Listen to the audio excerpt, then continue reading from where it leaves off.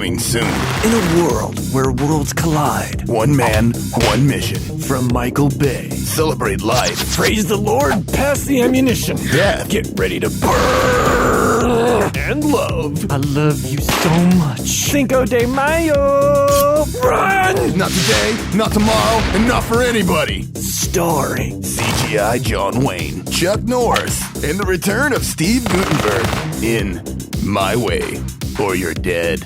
I have terminal cancer. No! Available on VHS and special edition on Laserdisc.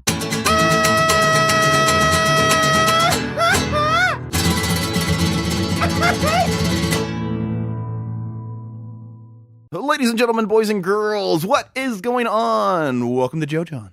I am Murray, and this is my boy Joe. Hello. How you doing? How's it going? I already asked you that. So, hey, when you're out there on the internets in the world, follow us on Twitter, follow us on Instagram, follow us on Facebook. Go to our website that I keep forgetting to update and always think about it when I'm doing the podcast, then forget about it later on that night. You'll get there. No, it'll get updated this week. I'm going to fix a lot of stuff. We'll have other crap on there. It'll be your number one source to go to for Joe John information, such as giveaways, which we'll be having in the future, and how to subscribe, blah, blah, blah. Anyways, we got a lot going on this week. We have some movies. We got some trailers. Yeah, man, trailers. Comic-Con happened, and they dropped a bomb of trailers. Yeah, we didn't go, though. But luckily we have the internet, and so everything is almost everything is out except for Avengers. So we didn't get to see that, but... Yeah, it's all right, though. We got to see Justice League. Someday, hopefully, we will get to go to San Diego Comic-Con. I'd like to see all the female hot cosplayers there and try not to touch them. I'd like to go buy action figures. Yeah. I don't care about the women. I want real action figures. Yeah. Go ahead and give a rundown, Joe, what we got going on. Well, trailers. A lot of trailers. And we are going to be reviewing 3 movies as well. King Arthur, Dunkirk, and War for the Planet of the Apes. All right, let's go ahead and just move into trailers since that's the majority of what we have to talk about this week. True. Real quick, I want to get something out of the way. Joe didn't want to talk about it, but I do. They've remade Flatliners, and not that movie's that great to begin. I just don't think it's worth talking about. It's not that great of a movie to begin with, but the reason I want to talk about it actually has nothing to do with the fact that he remade it. And I mean, it kind of does, I guess. It's more of it's like how out of touch Hollywood seems to be with reality in this world. I mean, that movie looks like a studio movie. Like, it's like the trailer is edited and cut up. They put the music on it. It looks like a by the numbers movie, and it drives me nuts when I'm looking at it because it just shows you, like, I don't think there's a connect with Hollywood and what's going on in the world. And because clearly, let's be real, not a movie that I think is going to light it up at the box office. I didn't think anybody was asking for this remake. Not at all. But isn't that's like how it is, like, I guess, with a lot of remakes. But I just think this is one of those that is completely unnecessary. And like you said, the original one was okay. It was an all right movie. It was directed by Joel Schumacher, wasn't it? Yeah. Guy who ruined Batman for a while. But the cast in this movie, it's like there's nobody in it that anybody's going to go. I mean, nobody's going to the theater to be like, "Oh my God, Ellen Page is in the movie." Yeah. It's just, and the second I saw her, it turned me off anyway because I don't like her. I don't. My problem with Ellen Page is that I don't really like her that much either. But I think maybe it depends on the movie because she was really good in Super, and she was fine in Inception, and she's been in some really good movies. She's been in stuff that I like, but she doesn't get me excited for anything. No, she just bugs me because she's pretty much the same person in everything she's in. Yeah. And I hate that shit. I'm just like, the hell with her. But like, to me, this is a pointless remake. Did not need to exist. But anyways, let's move on to some real shit that we do or don't want to see. Well, in no particular order, let's just go ahead and start what I have. Let's go ahead and start with Pacific Rim 2. Okay, well, all right. As you know, with all of our other stuff, this is all pass-fail on the trailers. Does it make us want to go see it, or does it make us want to stay home? Pass or fail. Okay, this is a teaser trailer, so I don't want to be super harsh. It's almost more like a commercial. Yeah, exactly. Like a Starship Troopers kind of. Like, I kept expecting at the end of it to be like season 1 of Power Rangers on Blu-ray. That's a pretty good comparison. It looked awful. It looked. I mean, I just thought it was like at the end of it, maybe they're gonna be like, and get your action figures now, because it looked stupid. Yeah, and it was narrated in like by Siri, I guess. It has like this computer robot narrator doing it, which just sounded awful. And then of course, while robots are doing Mortal Kombat moves. Yeah, and I'm telling you what, if that's the CGI in the movie, that's horrible. That's going to be awful. It'll stick out like a sore thumb. It's very terrible CGI in that trailer. And and look, the first one, I didn't like it. I didn't really like it that much either. I thought it had some good things going for it, but overall, I just didn't think it was directed by Guillermo del Toro, and it had a pretty good cast like Idris Elba and Charlie Hunnam. That's the only reason I watched it, because I wanted to see Charlie Hunnam, and I like Idris Elba too. So that explains King Arthur. Yeah, kind of. Okay, well, and it's like, and just the original Pacific Rim. And the next film I'm going to watch within a minute, Lost City of Z. I want to see that. Yeah. That does look really good. And I do like Charlie Hunnam. And I do like the cast that was in it. But it just was not a good movie. It was kind of disappointing, actually. It was one of those movies I was looking forward to. But this one I guess this was made because the fact that it did very well overseas, because it only did like moderate here. Like it wasn't really that big of a That seems to be here. everything now. I mean, America isn't where the movies make their money. It's China seems to save a lot of movies these days. I mean, the only reason the Terminator franchise they even thought about moving on with it is because it did well in China. It's a shame that Alien Covenant couldn't have done gangbusters in China. That would have made you happy, wouldn't it? Yeah. Yeah. All right, what we got next, Joe? Because we both clearly are going fail on that one. Oh yeah, fail for sure. Yeah. Epic fail, actually. All right, let's move on to Thor Ragnarok. Go ahead, Joe. I'll let you start off on that one. Well, for starters, I just want to say right off the bat that the thing that I noticed right away with this trailer is the music, which I hope to God that this is the music that's in the movie, because it's very 80s synthesizer type stuff, John Carpenter, all that kind of thing.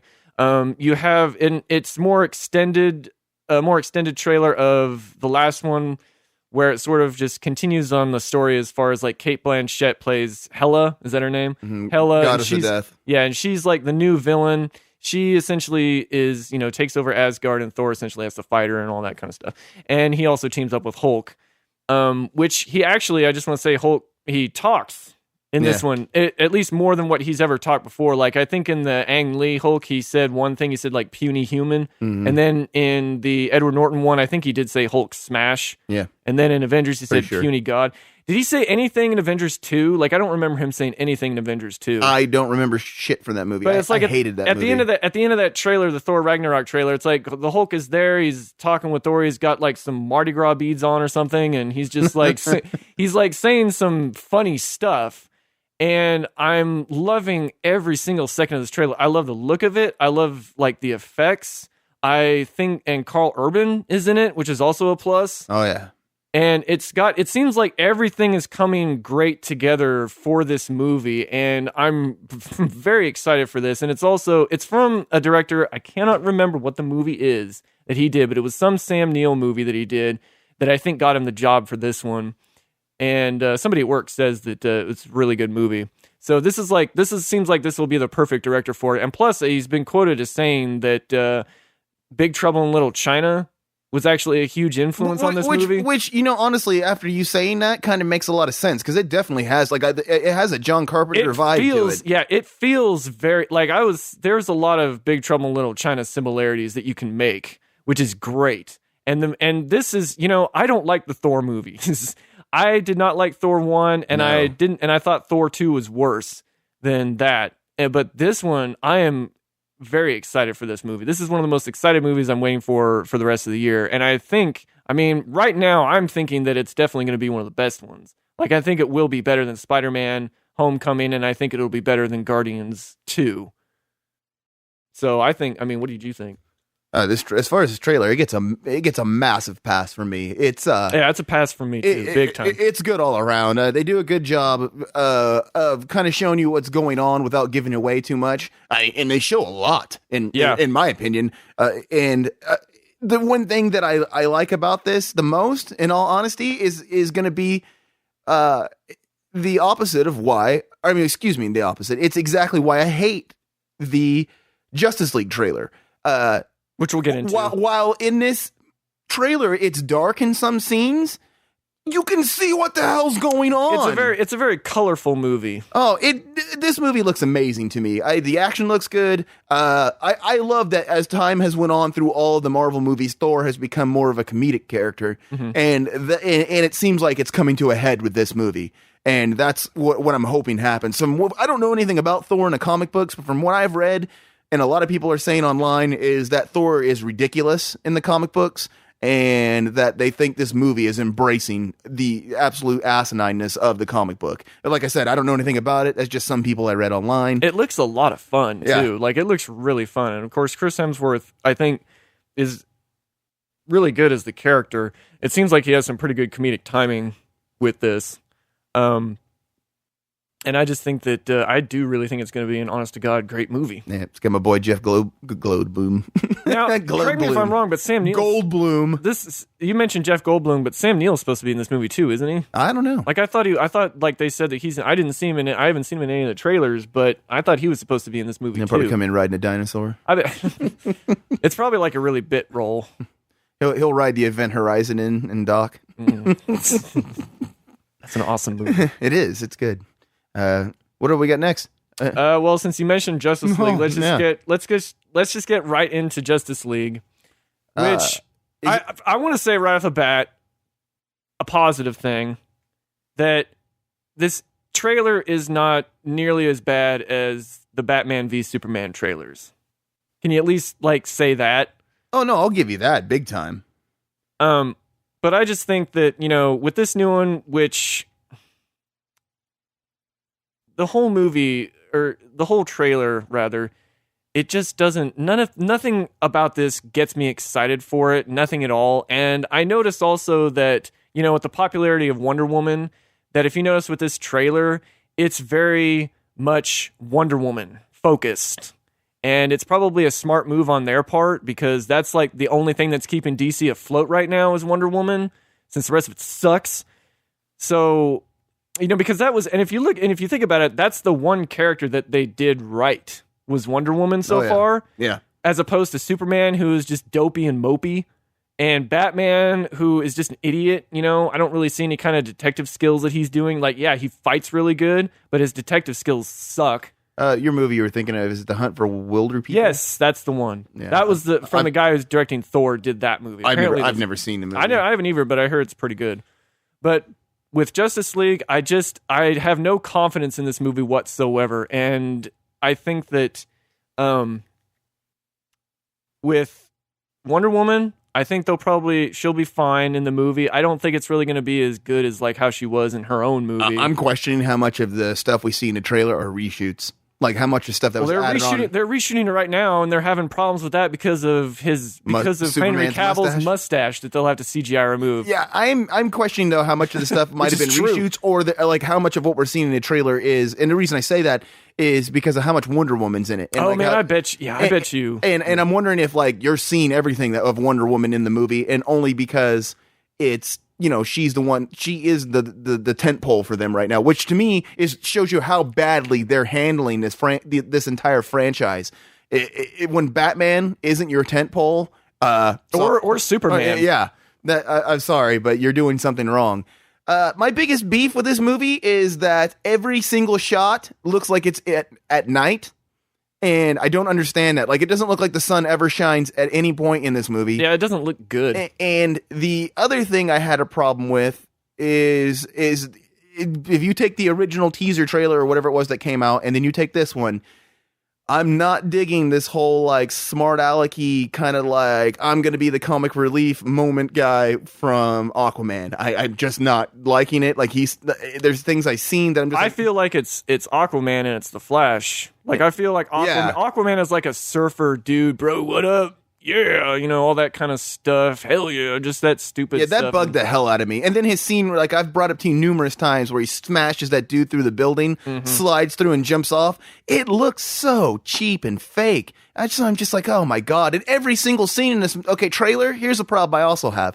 Every single scene in this trailer, except for the ones with Jeremy Irons, is an action sequence almost. Except for one or two. And I was sitting there thinking, like, are they showing every single action sequence in this movie? Or is this movie just really just action 99% of the way through? I think they need to. Well, it was sort of the same problem with BVS. They pretty much, like, in that second trailer that they released, they essentially gave away the whole goddamn movie. It's they showed stuff from Act 1, Act 2, and Act 3. You didn't even need to see BVS. You could have pretty much just filled in the damn blanks yourself, and there's your movie. Their trailers are awful for these movies. They show way too much. Zack Snyder movies. The thing is, though, is that there's really not much to show. No, I agree. It's a Snyder movie. I'm sorry, the dude sucks. I can't stand him.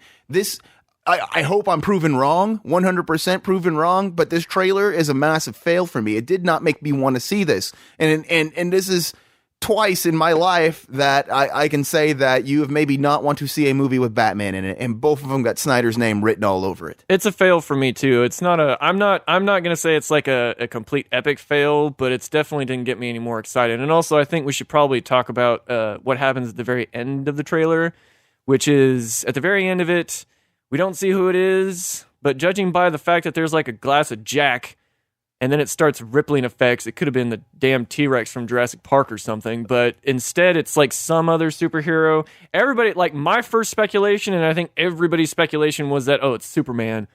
But that doesn't explain the thundering footsteps. I don't know, but I just think that it's like... That's why I still think it might be there's a lantern that's a big, giant, massive guy. And that's why I wondered if it was someone like him. Yeah, it's probably going to be Green Lantern. And then I swear to God, like I was looking at that trailer, I showed you too, there's that part where Ben Affleck is looking at, I think it's at a hologram, and it's a red cape, but you can clearly see the back of the leg from the cape, and it's got to be like, Supergirl. Yeah, I think right. It's Supergirl. Yeah, you have to be right. So I think Supergirl shows up. That could have been her at the end of the trailer. Who knows? But I think Supergirl's going to show up, and as well as probably Green Lantern. And I do want to speak on something else that has nothing to do with the trailer. It has to do with the rumors that that Ben Affleck's done with Batman after this. And he came out and said how much he loves playing Batman at the Comic-Con. But you know what? I still believe that after this is done, released, and it comes out, I think he'll be done. And I think he's just playing the good employee right now because he has to. Especially if it gets a mediocre reception. If it bombs, he'll have but I think he has every excuse to leave if it bombs. I totally do. I think he'll be like, nah, I'm done with this. This is because in all honesty, I do think it'll hurt him. I think people that the younger people growing up right now or coming up that are like in their teens and stuff, they're going to see these movies and be like, he was a crappy Batman. And then every time they see him from now on, they ain't going to want to see his movies. I think it could hurt his career, not like, tremendously, but I see how this stuff is happening. And I would agree. And I just think that, and of course, he's at Comic-Con, so he's not going to say, no, I'm not playing Batman anymore. He's not going to say that in a whole room of nerds. Yeah. So it's just, fail. That'd be a good career move. Hey, dorks that love what I'm doing, I hate it. And I'm not going to do it no more. I quit. Yeah, this sucks. I quit. Yeah. But it would be cool if they do bring in Supergirl. I'd actually. I just don't care. I think it's a good idea. It'd be better than Green Lantern. I'll be happier when Snyder leaves and they decide to reboot this franchise yet again. Michael. I was just thinking about Michael Bay because I feel like Michael Bay, in my eyes, has sort of redeemed himself with certain movies. I'm still waiting for Zack Snyder to redeem himself, but it hasn't happened yet because the dude did probably the best remake of all time, at least horror-wise, like with Dawn of the Dead. And he did Watchmen, which is one of my all-time favorite movies. And 300 was okay. See, I don't like 300. I never saw the appeal to it. It's all right. It's okay. It reeks of his filmmaking. It does. But then, Sucker Punch, which was nice to look at, but basically a shitty movie. And then Joe likes rapey movies. It's no.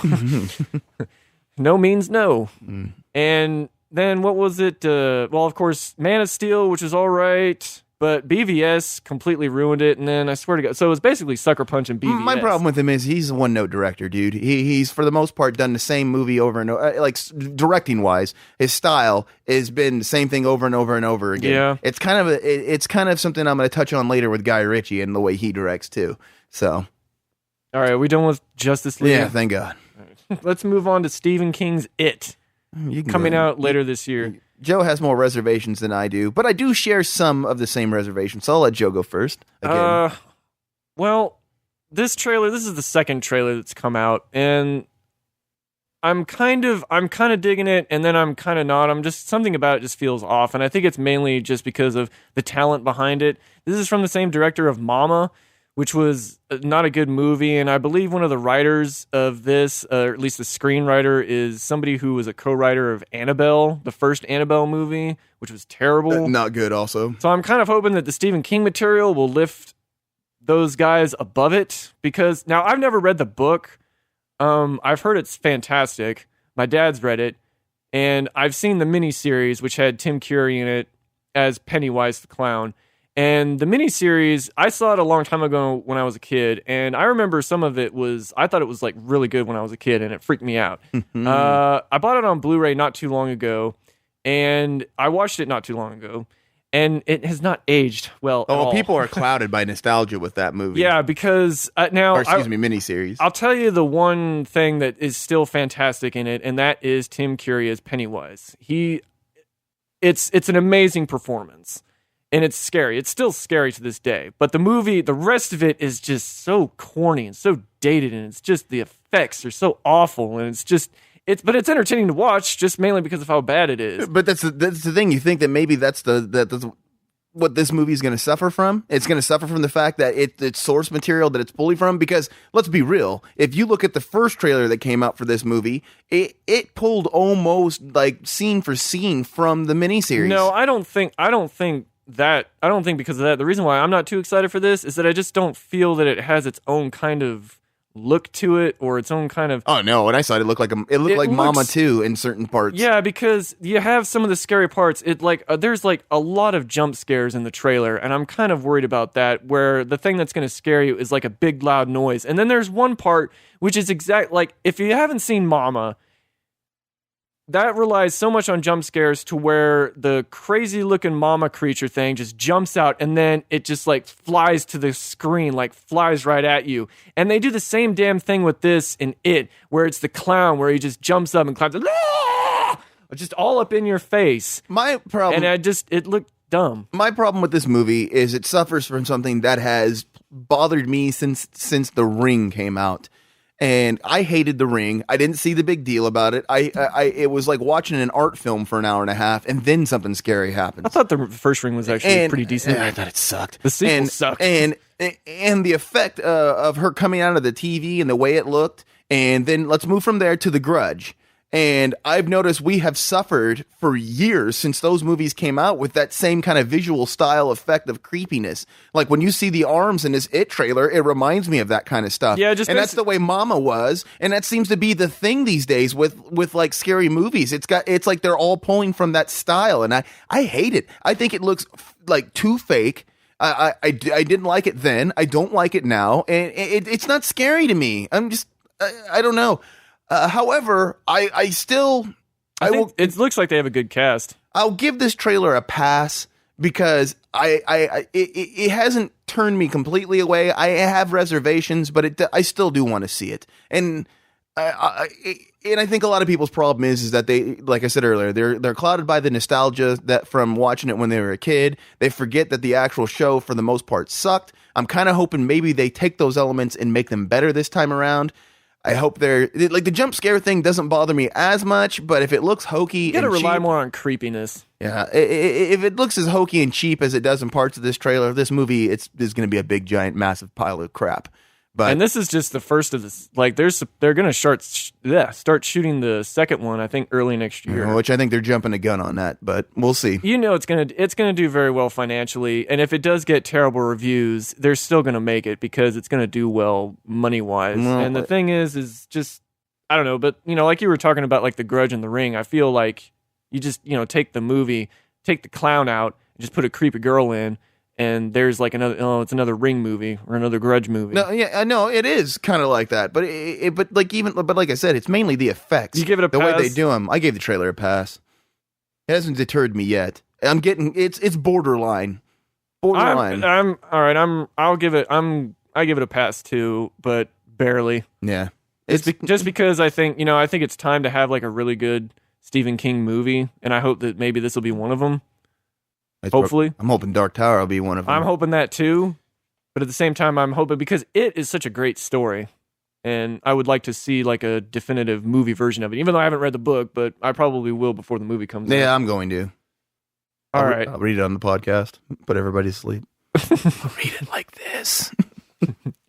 What do we got next, Joe? We got the Snowman, which this wasn't at Comic-Con, but it was a trailer that came out around Comic-Con. Which I wasn't even aware of this getting ready to come out, but it's got Michael Fassbender in it. Michael Fassbender, Rebecca Ferguson, J.K. Simmons. Yeah, and I'm just at a point now where if Fassbender's in it, I'm going to check it out. I like that dude a lot. I love Fassbender. Yeah, I'm going to check it out. This movie, but besides the fact that he's in it, I don't really think it reveals enough for me to say that, like, oh, it looks amazing. I'm still going to give it a pass, though, because it does have me intrigued. I do want to see it. The cast is what really has me interested. I don't like how the trailer goes on and towards the end it starts flashing and showing tons of crap, like flash, flash, flash, flash. Like that kind of stuff always drives me nuts in trailers because it's supposed to build like some kind of suspense. Yeah, it's a serial killer movie is what it is. And it just doesn't do it for me there. But overall, the rest of it has me intrigued. It almost seems like a newer version of like a Seven ripoff, kind of. Kind of looks like one of those things from like maybe in the 90s, early 2000s. This movie probably screams Ashley Judd to be in it or something. And Morgan Freeman. Yeah,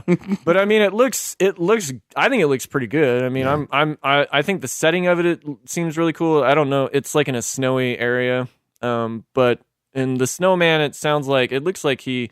From what I could tell with the trailer, it looks like he kills his victims by cutting off their heads with metal wire or something. That's what it looked like. Like he had some kind of weird device that he put around them. And did you ever see that movie, The Counselor, by Ridley Scott? It's a terrible movie, but Brad Pitt's death in the movie is fantastic, where it was pretty much similar to that. Huh. Spoilers. But the movie was terrible. But anyway, with the Snowman, I think it looks pretty good. And, Fassbender, I gotta check that out. I hope it's good. It's based off of a book too, which I've never read or I never even heard of. Apparently it's an airport novel. Okay. Well, I mean, I'm saying it's one of those books that are at all the airport stores that everybody's like, hey, what's this? I'm gonna read this. It's got really cool cover work. Yeah. But I'm pretty interested in it, so I'm gonna give it a pass as well. Oh yeah. All right. What else we got, Joe? Let's move down the line. Told you we got lots of trailers today. Yeah, I don't even know if we're halfway there. The Disaster Artist. Now, this trailer, just based on the fact that I've seen The Room, and The Room is awesome. I've never read The Disaster Artist. I want to read it. I'm going to read it before I see this movie. But I listened to a podcast with the guy who wrote The Disaster Artist on it, and everything that dude talked about sounded incredible. This trailer, just seeing it and just seeing the cast, I just have a feeling. James Franco, Seth Rogen, Dave Franco. I'm pretty sure. I think there's more. I saw what's his name? Oh my god, I'm going blank. From How Did This Get Made? In the League. Yeah. Oh, damn it, I don't remember his name, but he's pretty funny. Yeah, I can't believe I can't remember his name right now. Any other day I could have told you. But the whole the cast is awesome. It's going to be great. The trailer is just pretty much one scene from the whole movie, and it's fantastic. We didn't even say what it was about. Yeah, it's about if anybody out there has seen The Room, and I'm not talking about Paul Scheer. There you go, from the League. The Room, which came out in 2003, I believe. It's not the Alison Brie thing. This is a completely different movie where it is Tony Wiseau. Yeah, it might be. I don't know. I've never seen it, but I've seen like the highlights on YouTube, and I mean the whole trailer focuses on that one scene, where he gets on the rooftop. He's like, "This is bullshit. I did not hit her. I did not." Oh, hi, Mark. Yeah, you have to like see this movie to believe the hype, because I cannot even understand how this movie got made. First off, you're tearing me apart, Lisa. There are scenes from this movie that are completely ADR'd, and I don't even think like the two people talking are having the same conversation, because there's like one scene where he goes into the flower shop. This isn't in the trailer. This is in the actual movie.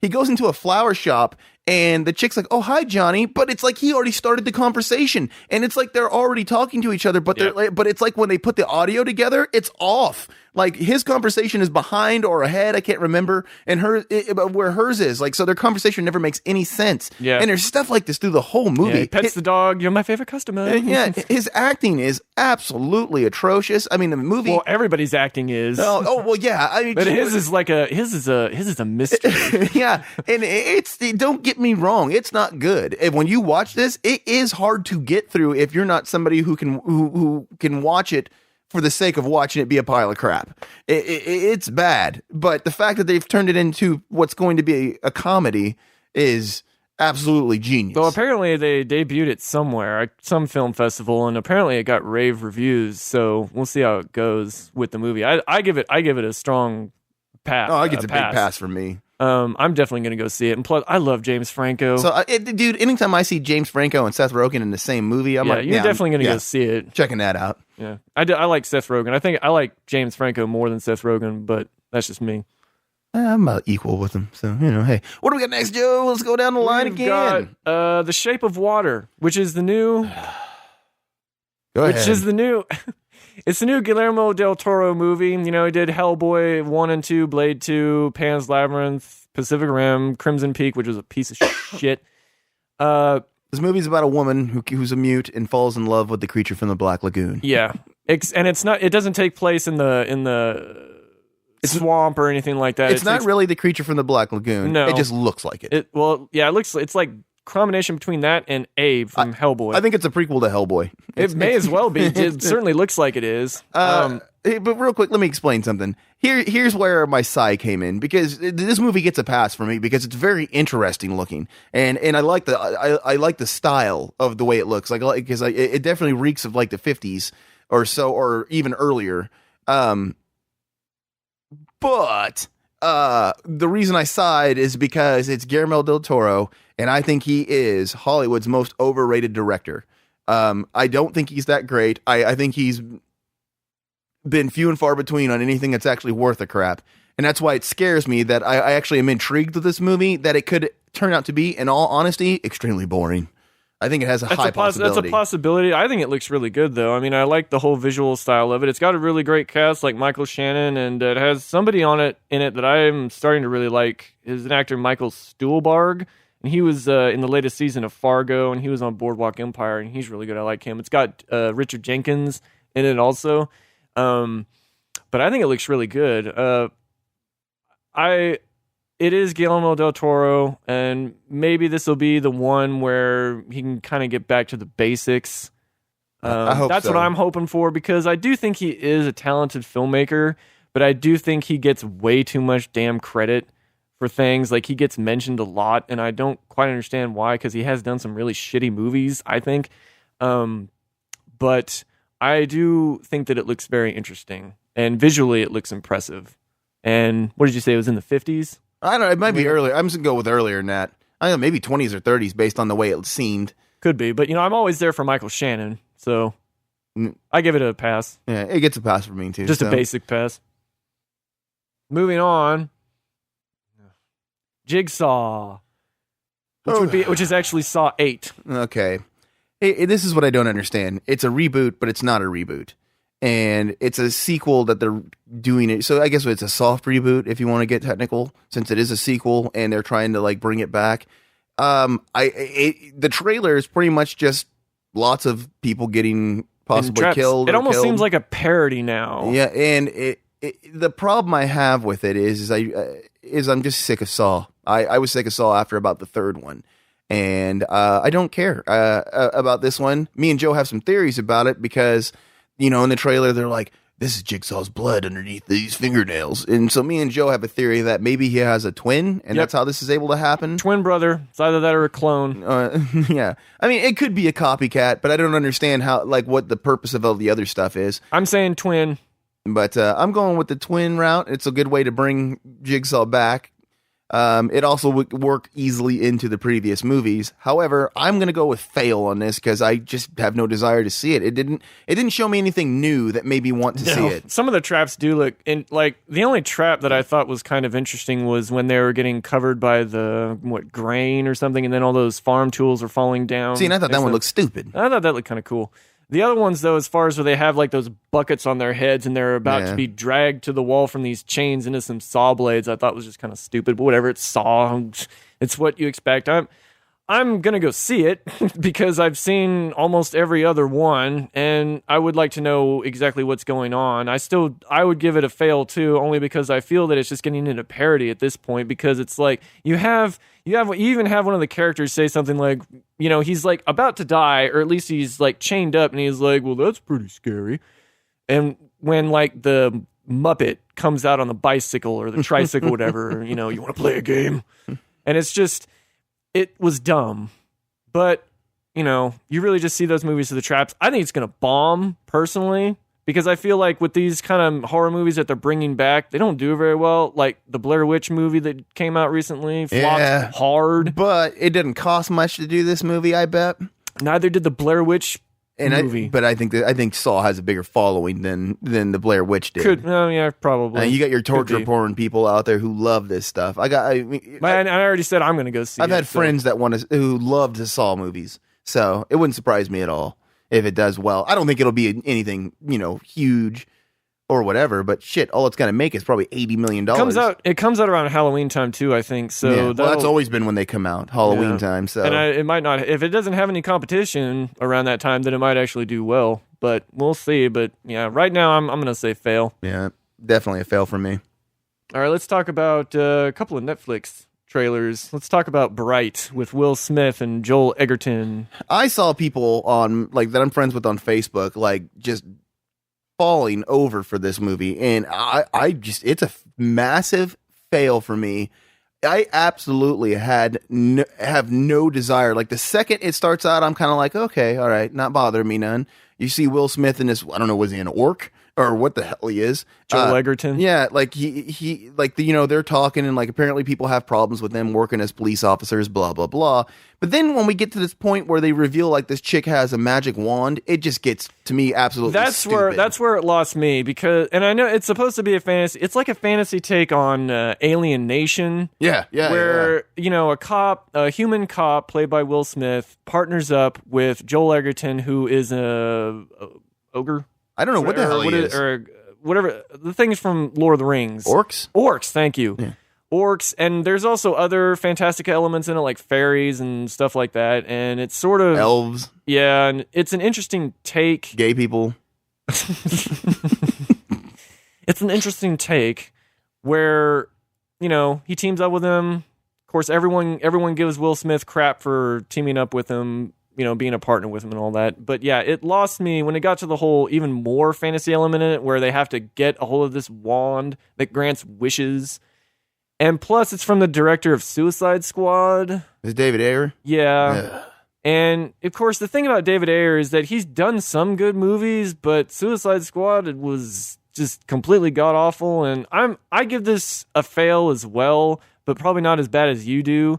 I should also mention that, at the very end of the trailer, which I thought we were done with this, but they also advertised Bright, the album. So I guess it has a really, like you said, Will Smith probably does some songs for it or something. Yeah, he's getting jiggy with it again, which is the only aspect of that trailer that excited me. But it just didn't look all that great. Some of the action might actually be kind of decent, but it looks like it looks like even David Ayer brought back the Enchantress from Suicide Squad in this trailer. My biggest issue with it is that this is a movie, but you know what it looks like to me? It looks like a TV show on ABC. That's what I thought it was at first, until during the trailer it said it was a movie, and I was like, oh man, I thought this was a TV show. Yeah. Probably it might actually work better as a TV show. That's what I thought too. I just didn't like it. I don't know. It could change my mind. I'll end up watching it. You never know. I don't know. The magic wand crap really lost me. It turned me off to the whole idea of what was going on. It just felt so much like Alien Nation to me, which was essentially, it's the exact same concept, except it was humans with aliens instead of humans with mythical stuff. Yep. Mythical creatures. So we both said fail? Yeah, oh yeah. Right. Oh yeah. Well, let's move on to Stranger Things 2. Which gets a pass and a boner. Yes, this is a huge... I accidentally touched Joe on the leg. This trailer was amazing. I love how it starts out where the kids are at the arcade playing Dragon's Lair, because that's what I did. And it was... And then, of course, it goes from there. Clearly, you can see right from the get-go that it seems like this season, this is season 2, where they're going to have a much larger budget as well. That's what it looked like. Oh, that's extremely obvious. Yeah, and it looks like it's going to have a pretty interesting story, but it looks like the kid that they spoilers, whatever. The kid that was saved in the first season is experiencing the upside down in the real world. So it's like he's a connection with the upside down world to the real world. And it doesn't really show too much more of that with the story, which is good. It shows like the basic thing, but it doesn't really show too much more. But of they course, show a whole lot of like what's going to happen, but then you don't. yeah, see but what you don't happens. really, but you don't know why it's happening. It's all played to sort of a remixed version of Thriller. I think that's like the music from like the way the video starts. I don't remember. Like when Vincent Price is talking, I actually think it's from something like that. I don't know. It looks like they combine the music with other music, but the way it works very well. But the way it starts, yes, yeah, that's the second that comes in and he starts talking. I seriously, like, every time I've watched this trailer was cheesing. I mean, like, I'm so excited for this trailer. It's I guess part of the thing is that gets me about that show is like my love of Carpenter and that style from that time period. And yeah, I grew up in the 80s. It was like the era that I grew up in. And the kids are in Ghostbusters outfits. And that's the thing, like they're all the stuff they're showing and experiencing. It was like some of the best elements of when I was a kid. And that just makes me like excited to see more of that crap too. I mean, it's why I still, to this day, despite my hatred of where they are right now, it's why I buy Nintendo crap all the time. But you know, it's just like it like touches on the nostalgia, and then it does it's doing the horror elements and like the suspense and everything just perfectly in this trailer, and it worked like better than any trailer I've probably ever seen for me anyway. I really loved that show. So. Yeah, the first season is fantastic. This one looks like it might even be better. It looks like I'm pretty certain that this season is probably going to go a pretty dark route because that usually seems to be the best thing to do when you're doing a second part or a second thing is make it dark.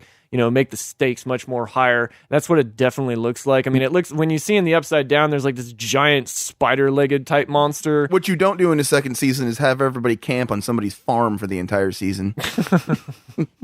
Yeah, exactly. But Walking Dead, which I guess, all right, I'm going to go ahead because I watched really quick. I just want to say that this wasn't a part of the list, but I did watch the Walking Dead trailer that they showed at San Diego. I'm not going to watch this season. So I think that Walking Dead has been dead I think the last 2 seasons were god awful. I've been out since three seasons now. I really like the first season. I never watched the second, third, or fourth season. I got back into it with the 5th season, and I thought the 5th season was pretty decent, so I was like, okay, I'll stick around. But then, what season are they going to be on? This is 8. Yeah, I think 5 was the last one. Excuse me. 5, they were in Alexandria. Yeah, I started watching 5, and I stopped. See, I got into it with that season again, but then season 6 and season 7 were just completely god awful. And I think this new season looks pretty bad too. Like, it was mainly just like the way they did the trailer was just so stupid. First off, it was the world's longest trailer. That's something I've never seen anybody do. And then the ending to it, when an old man Rick shows, first off, it looked like the fakest beard ever, and it just looked dumb. Like, it looked like me trying to like in a Halloween costume or something. You know, I was like, what is this? It just that whole trailer. It just looked like more of the same. One of the episodes that I know was one of the last few episodes I watched was just an entire episode of them walking down the street for the entire episode, and I got what they were doing. That's because they're The Walking Dead. I got what they were doing. They were trying to build up this character tension between each other and get it over with and have them talk everything out. But the problem I had with it is that what you saw in that episode is what would happen in real life. It would just be people wandering aimlessly most of the time, but it was boring. That episode was a metaphor on the existential crisis of what was going on. I don't care what it was a metaphor. It was a metaphor for how to suck dick on a show. Brains and yeah, but it's like it got repetitive. I'm done with it. Been done with it. Ain't coming back. Yeah, and I'm really gonna. I mean, like I said, I'm gonna try and live up to my word of not watching this new season. I've completely just given up on it, and I think you say it like somebody's gonna have a gun to your head. Like, you better watch this shit, Joe. Well, you watch this, Joe. I'm not gonna watch it. I refuse. Pull the trigger. Pull the trigger. Mm-hmm. All right. What do we have after that? Ready Player One. Yes. Ready Player One, Steven Spielberg's new movie. Which this trailer. I'm gonna be more judgmental when an actual trailer comes out on it. I'm kind of in the same boat because this is a teaser more than anything. Yeah, I know nothing about the story, and my problem with this trailer is that it is so jam-packed full of stuff that it's too much. too much to even see what's going on. It's got movie references like galore, which I guess that's one of the big deals about this story. Yeah, you got the pop culture. DeLorean from Back to the Future. You got Iron Giant. You got Freddy Krueger. Supposedly the Ninja Turtles are in it. You got I could have swore I saw Deadpool and maybe even Harley Quinn, but I couldn't tell. I don't know what's going on. And the Tron cycle. My biggest issue with the whole thing is that it was 999% CGI. And which I know it has to happen. And, I might be able to buy it if it's like Joe said to me earlier today, it's inside of a video game. Mm-hmm. But my problem is that it just might be too much for me. I really have no idea what the plot is. And I've never read, it's based off of a book and I've never read it. But yeah, it's basically, think of it like The Matrix, but with all of everything that you love from your childhood is there. And I'm gonna give it a pass because it really intrigued me. And dude, it has Freddy Krueger in it. It's got the DeLorean in it. Yeah, but the problem is people get excited about that stuff. Might not realize that. I bet that's minuscule to the overall movie. You know what it does? You know what it does remind me of though? Did you ever see that South Park episode where it was actually, I think, like 3 episodes where it was all about a different world, and it was like all of your like Freddy Krueger was in it, the Predator was in it, aliens were in it. There was a whole Stargate subplot where they had Kurt Russell go into the lab. And no, it was hilarious. I think it was almost supposed to be like the second South Park movie. But that Ready Player One trailer, that's what it reminded me of, was that whole South Park episode. But like I said, I give it a pass because it really intrigued me. And like you said, yeah, that Freddy Krueger bit in the trailer, that's probably all that there is of Freddy Krueger in it. But I guess we'll just wait and see. I can't remember when it comes out. Is it this year? I know. I think it's this year. Basically what that is, I am going to go see it though. It's a teaser, and when I say I give it a pass, is it did its job to make me want to see the trailer. Yeah, yeah. Because the trailer is what's going to determine if I want to see the movie. Yeah, and let's get some story in this trailer because I have no idea what was going on in that teaser. It's just a bunch. It was like my nightmares coming to life, really, with all of this stuff happening from my childhood. It was weird, but a pass. All right, last one. Kingsman 2, or Kingsman The Golden Circle, I guess it's called now. I have yet to see The Kingsman, but I watched the trailer for the first time today before this podcast, and I will say this. I looked at Joe and told him I will be seeing that movie very soon because this trailer looked incredible. Yeah, and it always pisses me off when I talk to people and they have not seen Kingsman. It pisses me off so much because it's an amazing movie. It really is. And to me, it has by far one of the best action sequences of all time of any movies. Like, if I was to do a top 5 action scenes, it would be in that list. And the movie was just hilarious. Everything about it was great. It's from Matthew Vaughn, the guy who did Kick-Ass and X-Men First Class. He's a great visionary director. This sequel looks amazing. It's got Jeff Bridges in it now. It's the Kingsman, which is like the British Secret Service, on meth, or just like on LSD, just like super duper secret agents, whatever. You mean steroids? Steroids, thank you. I know I'm going backwards. What the hell would meth and LSD have to do with that? I just started naming drugs. Like first they're all gross and shitty looking, and then now they're all hallucinating. Roids is much better. Yeah. And then the Kingsmen team up with the Statesman, which is run by Jeff Bridges, it looks like, and Channing Tatum is part of the Statesman, and it's basically the American version of the Kingsmen. I love that the Statesmen are all like cowboy dudes. They are, man. America. Yeah. I love that aspect of it. Yeah, it looks like an amazing film, like it really does. And maybe, Halle Berry will have a good movie again because she's in it too. And I really loved it. I love the first one. And if anybody who has not seen Kingsman out there, what the hell is wrong with you? I mean, I got 9 kids, man. Seeing anything's a miracle. Watch of life. It with your kids. I'm not watching that movie. It's appropriate up until almost the very end. I'm watching that movie without my kids. Because here's the thing. If I try to watch a movie without my kids, I don't get to watch the movie. They don't shut up? Yeah, exactly. Jesus.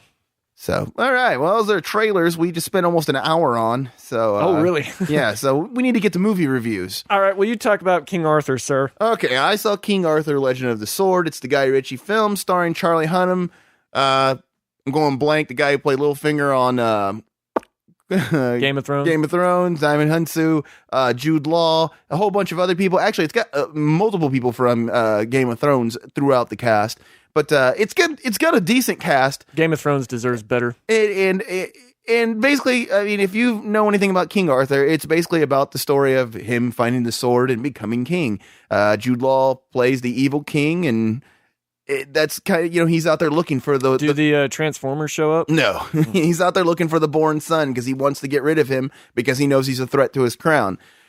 Okay, besides the point, let's. Okay. This movie's coming out on DVD and Blu-ray here soon, so that's why I decided to watch it before, so maybe I can give you an idea of should you get it.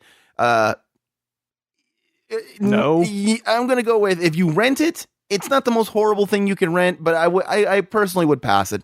If I'd have saw it in a theater, I'd have been angrier. If I'd have rented it on Redbox, I don't think I'd be mad at all. I'd be like, oh well. But it's definitely probably a 6. Maybe I'm bouncing between 5 and 6. That sounds really generous. But I'm going now. You haven't even seen it, so you can't speak on it. No, I can't. So I think you're blinded by Charlie Hunnam. No, I'm not blinded by Charlie Hunnam. What I'm blinded by is the fact that this movie, like you see Charlie Hunnam growing up, you see Arthur growing up and becoming who he is, and it's done in your typical Guy Ritchie flashy, cuts and everything, and it's done really well, I think, as far as that goes, but like the storytelling aspect is where this movie really falls apart. His Guy Ritchie's style of filming does not work well in telling a coherent story. He's so all over the place that it doesn't work. It's confusing. I can't be the only one who was like, what the hell's going on? And as the movie went on, you would see more and more of the story unfolding and like, okay, this is what's happening. This is going on. And it would start making more sense, but it's like the whole time you're like, are we ever going to get to that point? It's like you're on this journey to get there without ever really knowing, is there a there to get to? The Sherlock Holmes movies that he did were pretty straightforward, though. Yeah, I think I think this was, it didn't have that Snatch vibe. This has a lot of that Snatch vibe in it because this was almost like a gangster heist kind of movie. Because at one point, Charlie Hunnam, and then when they're making these plans of like how they're going to take the throne, how they're going to kill the king, blah blah blah, it's all done like they're robbing people, stealing from them, freeing slaves, and the way it's all filmed is like a Ocean's 11 type stuff where they're coming up with the plans and they're talking about how they're going to do the plan, but you're seeing the plan happen at the same time. And I think that is where the movie is at its strongest because that was awesome. I honestly thought if this was a Robin Hood movie, this shit would have been amazing. There is a good movie inside this movie, but where it, like I said, they lose it when they start getting to more of the King Arthur storytelling aspect of it. And there are other things that are dumb too. Like once he finally starts taking over with the sword, it becomes all CGI and Neo and the Matrix stuff. I mean, it looks that bad. Like, and it's not good. Excuse me. And that's one part where it loses me too. And then at the end, when they have the final climax, he ends up fighting a big giant Mortal Kombat character after Jude Law turns into this like giant skull head dude. And it just is absolutely dumb. That sounds awful. It's absolutely dumb. Does the Snatch style editing go throughout the whole movie? No. No, okay. Not really. It works really well in the parts that they use it in, but except for the very beginning, in my opinion, because there's some story elements they're trying to tell there, and it's just not working out so well. But then, like I said, like the middle part is probably the best part of the movie, and then it falls to pieces to me towards the end. Snatch was a great movie. The action's done, somewhat okay, except for, like I said, the CGI stuff. That's where it just gets really stupid. It just looks dumb. And I didn't like it. And the only reason I say I give it probably a 6 is because for some reason I was never bored with this movie. It was okay. It kept my interest. I didn't hate it. I wouldn't pay money for it. I wouldn't buy it. I definitely would just say whatever. If it's on HBO one day or if it's on Netflix, it's not going to ruin your life if you watch it, but don't expect nothing great. But it's not as bad as what people are saying. I don't know. I mean, it just depends. People were really trashing the hell out of it. I think it depends on what mood you're in, and it didn't like it that day. I don't know. It just didn't bother me watching it. Like, there's nothing in it that made me like hate it, but it depends on the day. Because some days that CGI stuff, I'm telling you, it's bad, and it could have made me hate that movie. I'll probably never watch it again. So, I keep saying, I'm somewhere between a 5 and a 6. It's hard. Sounds like a 5 to me. Yeah, probably. It's just the only reason I say it out of 5 is because I feel like it's like. I don't know. 5 is like it's almost good. That's where I'd say it. Charlie Hunnam. Charlie Hunnam brings it to a 6. I'd say yeah. Now the cast. That's where the movie does excel as far as the good guys go. I don't think Jude Law is, he's not bad, but there's really not a lot to his character. So I'm not that, whatever with him. And then, who's Merlin? And then he's not in the movie. Oh. And Eric Bana's in it for a little bit. Not in the movie. But Eric Bana is, there is a mage, but it's not. How could you not have Merlin? If you have all this magical stuff in it, then you have to watch the movie. That's part of the storyline. It's like they explain why all the wizards have left. I don't want to. You don't have to. I'm not going to. It's probably a 5, but it's okay. I mean, if you like Charlie Hunnam, I'd say watch it. He's good in the movie. I do like Charlie Hunnam, but I'm not gonna. I don't like him that much. He's one of those people in Hollywood right now that I wish would get that vehicle that kind of propels him up a little higher. He almost had it with 50 Shades of Grey. Yeah. So he could have gone somewhere with that. Yeah. I wish probably not, but I mean, he probably thought this movie was going to be it. It's not. Stay away from it when you see it at Walmart. Say no. All right, well, enough of that. Let's talk about some good movies that I did not see because I can't ever get to the movie theater. Well, that's on you. Yeah. Why don't you sell some of your kids and then you can go? I just don't, Joe. I work a lot. I don't have time. Buy more Nintendo crap with selling your kids, but whatever. War for the Planet of the Apes. All right. This is the third movie in the franchise, or at least this particular franchise. It's, the Planet of the Apes franchise is really huge, but there's Rise of the Planet of the Apes, Dawn of the Planet of the Apes, and now War for the Planet of the Apes. And it's essentially the apes, led by Caesar, played by Andy Serkis. They are pretty much want to be left alone. They have their own area, their own tribe, and they are getting hunted down by a character referred to as the Colonel, played by Woody Harrelson, and he's essentially the bad guy of the movie. But basically... Is he a bad guy? Yeah. Okay. And basically something happens to where Caesar wants revenge on the Colonel, and so he wants to hunt him down, and he ends up leaving his tribe, Caesar, and a couple of the apes, like the usual ape regulars, like Maurice, which is like the biggest ape. I don't know the specific like types of apes that these are, but he's like a giant ape. Does he live under the bed and hang out with Fred Savage? Maybe. But anyway, a group of apes, they're trying to hunt down the Colonel, and they end up leaving the rest of their tribe. They find out where Woody Harrelson is. They also meet up with a girl along the way, who also basically is Nova, which the apes name her Nova, which is in fact the character that Charlton Heston hooks up with in the original Planet of the Apes. So that's something that I love about this franchise, is that this is essentially like a prequel trilogy. This could easily fit with the old franchise. Because if you remember in Rise of the Planet of the Apes, they briefly referenced Charlton Heston's trip to Mars. Mm-hmm. And so anyway... Where does Tim Burton's Planet of the Apes fit into this? That's an alternate reality. That just went into Suckville. Right? It was just a terrible goddamn movie. Jesus. I don't know why you brought that up. It's because I completely forgot about that. It's a cinematic masterpiece. No. But they find the Colonel at his outpost, which is like, there's a lot of soldiers there, a ton of soldiers. And Caesar finds out that his tribe was, taken. They are now prisoners at this outpost. And they want to use his tribe to essentially build a wall to fortify the outpost, because there's some... Basically, Woody Harrelson is essentially has gone AWOL, I would say. Like the other part of the military wants to essentially kill him and his troops. So Caesar has to break out his tribe, and that's the main gist of it. Basically, this movie's very well done, both in terms of the CGI and the motion capture. There's always those talks about Andy Serkis being Oscar nominated as a CGI character. With this movie, I can definitely see that argument, because he is freaking amazing in this movie, as is Woody Harrelson as well. It's kind of unfair for them to sit there and to me, to discriminate him, because while... Even Gollum, dude, when he was Gollum, that was amazing. While what you see on screen is not physically him, he did physically do everything. I would think of it as makeup. It's just CGI exactly, makeup. Yes. That's how I would think of it. Yes, exactly. And to me, I think that's good enough. And like I said, with Woody Harrelson, I think he's a pretty good actor in it too. His character gets some depth, but I honestly feel that he was somewhat wasted, though, if that's a complaint. But like I said, it's very well shot. It's very well done. I do have some complaints about it. as far as the fact that this outpost, it's not guarded very well at all. Like, the apes, I think, escape it very easily. This outpost has like a crap ton of guards, and it seems like that there's only one guard at the gate. Where are all the other guards? You never even find out exactly what they're doing. And it's like the apes escape so easily. They all had diarrhea. And I guess, and it's like, and the thing is like the little girl, she walks in there, no problem. She's able to give the apes, or she's able to give Caesar some food and some water.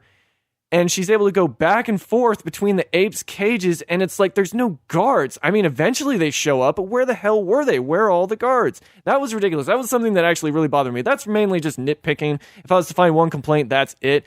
This is not my favorite Planet of the Apes. Rise of the Planet of the Apes is still my favorite one, but this is definitely still really damn good. I do really recommend it. And like I said, I really love how, because they even, in this movie, they also explain why the humans don't talk in the classic Planet of the Apes. You remember that? How all the humans just seem so primitive? Why? The virus that was introduced in Rise of the Planet of the Apes has mutated, and if you get it, you start to lose your ability to talk, and you start going sort of, primitive. It's like the apes get smarter, and the humans become what apes were.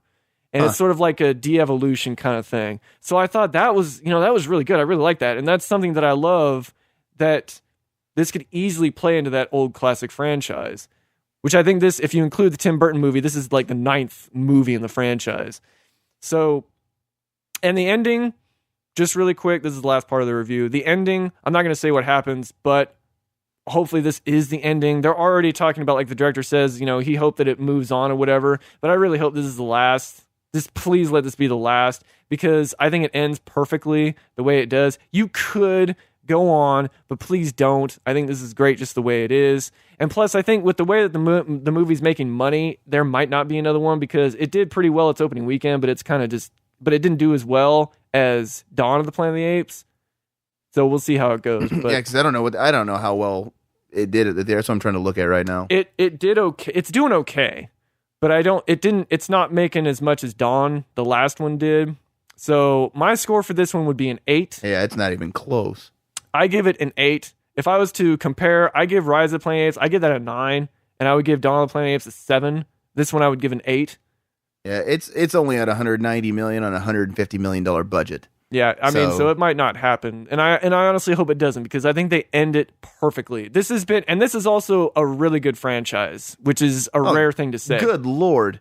Dawn of the Planet of the Apes made $700 million. So, yeah, it's not even remotely close. Yeah, it's not going to get there. Which is actually kind of like surprising that the last one makes that much money and this one doesn't even remotely come close. I don't know why. It's like the interest just was cut off like a knife. There could have been the thing about this movie that's kind of weird though from the other ones is that this is strictly the apes.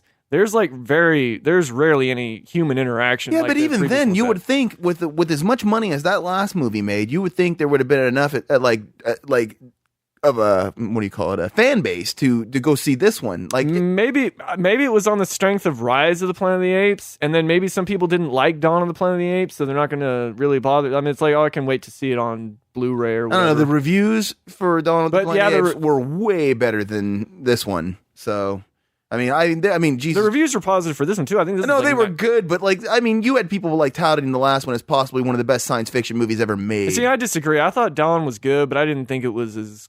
I think to me it's the weakest one, but I still liked it, but I just still thought it was the weakest one. But an 8, pretty good. And let's move on to Dunkirk. Hell, Rise made $300 million worldwide. Really? Yeah. Jesus. On a 90. Rise is still my favorite. But let's get to Dunkirk. I didn't care for it. Not Dunkirk. Rise of the Planet of the Apes. You didn't see Dunkirk. Maybe you should watch Rise again, jackass. But I had some coffee. Dunkirk. New war movie directed by Christopher Nolan. Pretty much this movie is very good. It's very well made. It's expertly made. This is an expertly handcrafted movie.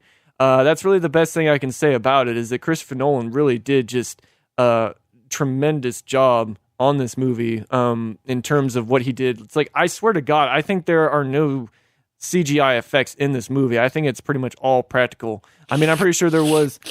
That's you sucking his dick. That's... Dude, this movie proves that he is a masterful filmmaker, like, technically. Now, character stuff, he still needs work. But, technically, this movie is amazing. I feel, and it, like I said, it seems like it's all practical, like all the plane stuff, some of the ground explosions, some of the ship stuff, all of it just looked insanely real. And it wouldn't surprise me at all if this actually gets Oscar nominated, which I'm sure it will. But basically, the movie it's like the Pulp Fiction of war movies, where it's essentially 3 stories, like a land, sea, and air story.